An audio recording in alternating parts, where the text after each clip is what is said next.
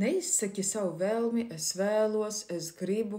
Tev ir jāizstrādā pateicība tam, ka tev jau tas ir. Pateicība tāda patiesa, īsta un no sirds, ka tu esi pateicīga tam, ka tev jau tas ir, to, ko tu vēlies. Vai tas būtu cilvēks, notikums vai lieta. Pateicies par to, ka tev jau tas ir, ka tu esi cienīga un vērta, lai tas tev tieši tagad arī būtu. Kā pareizi izteikt pateicības un tāpat brīdī arī rakstīt pateicības dienas grāmatu, tev ir jāzina algoritms, kā to darīt. Un to, protams, es stāstu savā kursā Laimīgas attiecības pateicoties domu-spēka praktikām.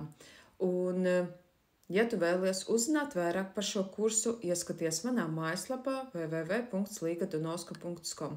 Un, ja tev māc šaubas, bailes, tad droši piesakies uz bezmaksas konsultāciju pie manis šeit tepat apakšā zem video.